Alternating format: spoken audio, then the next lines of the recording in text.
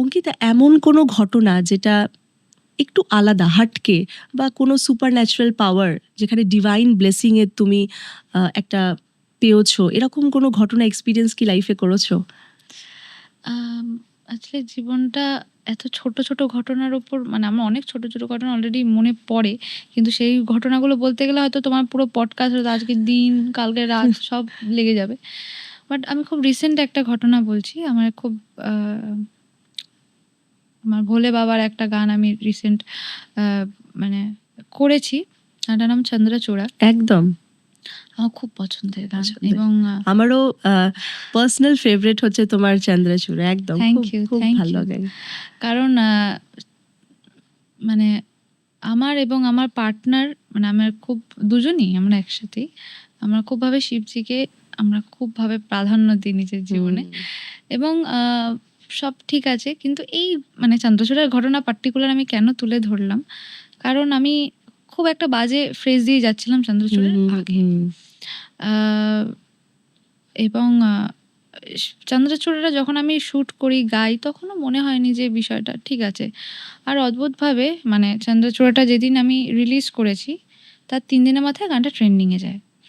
তো এই ট্রেন্ডিংয়ে যাওয়ার একটা ঘটনা আছে। ট্রেন্ডিংয়ে যেদিন যায় সেদিন আমি না বিভিন্ন কারণে ডিস্টার্ব হয়ে, মানে কারণটা আমি সত্যি বলতে চাই না, বিভিন্ন কারণে ডিস্টার্ব হয়ে আমি খুব কাঁদছিলাম বাড়িতে বসে। আমি ওনার দিকে তাকিয়ে বলছিলাম যে ঠাকুর, এটা তো আমি ডিজার্ভ করি না, বা এটা তো আমি নই। আমি খুব একদম মানে আকুতি মিনতি করে কেঁদেছিলাম ঠাকুরের কাছে যে কেন হচ্ছে এটা আমার সাথে, বা আমি কেন। আমি না মানে তার আগেও ফোন দেখেছি, আমি আমি তো নর্মালি তার আগেও গানটা প্রায় বহুবার শুনেছি। তার আগে কিছু ঘন্টা আগে আমি জাস্ট ফোনটা খুলেছি, আমি ফোনটা খুলে আমার চন্দ্রচূড়া পোস্ট ছিল, আমি জাস্ট স্ক্রল করেছি। স্ক্রল করে আমি দেখি ওই টিক মার্ক থাকে না ট্রেন্ডিংয়ের, হ্যাঁ কি গানটা ট্রেন্ডিংয়ে, মানে তখন না ওই পুরো কষ্টটা কোথাও না কোথাও পুরো একটা মানে পুরো 360 ডিগ্রি পাল্টি খেয়ে আমি ভীষণ খুশি হয়ে গেলাম। আমি ঠাকুর, তুমি করিয়েছো না এটা, তুমি করালে।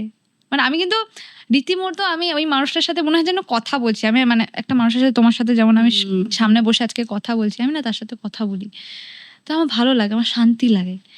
তো এরকম একটা মনে হয় যে উনি ব্লেস করেছে এই জায়গাটায়, না হলে এই জায়গাটা এরকম ভাবে হওয়া, মানে আর এরকম সিচুয়েশনে হওয়াটা খুব একটা আনএক্সপেক্টেড আমার কাছে। এবং আমি এটা একবার নয় বহুবার এই সেম জিনিস ফেস করেছি। কারণ যখন আমি ঠাকুরের, এটা আমি সবাইকে মানে বলছি ওর জন্যেই, কারণ তুমি যদি সত্যি কোনো জিনিস খুবভাবে মন থেকে ডাকো বা চাও, সে তোমারটায় সাড়া দেবে দেবে, কিন্তু তোমাকে মানে মন থেকে ডাকতে হবে। তাহলে এটা কি আমরা ওই ল অফ ম্যানিফেস্টেশন যেটা আমরা বলি আর কি, মানে যেটা তুমি বলছো যে মানে শাহরুখ খানেরই ডায়লগ, কিসি দিল কো মানে কিসি চিজ কো আগার সচ্চে দিল সে চাহো তো পুরি কায়নাত। একদম আমি মানে কথাটা, মানে আমি ওম শান্তি ওম আমার খুব পছন্দের একটা মুভি। আর ওই কথাটা যেদিন থেকে আমি শুনেছি না, সেদিন থেকে আমার মনে কোনো না কোনো দিন চলে যে সত্যি, যে এটা যদি আমি মন থেকে চাই, বা আমি মানে এটা চাইছি এটা হোক, ওটা হবেই। ওটা তোমাকে কোনো না কোনোভাবে, তোমার যদি চেষ্টা থাকে, তোমার সেই জায়গার প্রতি যদি শ্রদ্ধা থাকে, তোমার কাছে সেই জায়গাটা পৌঁছে যাবে।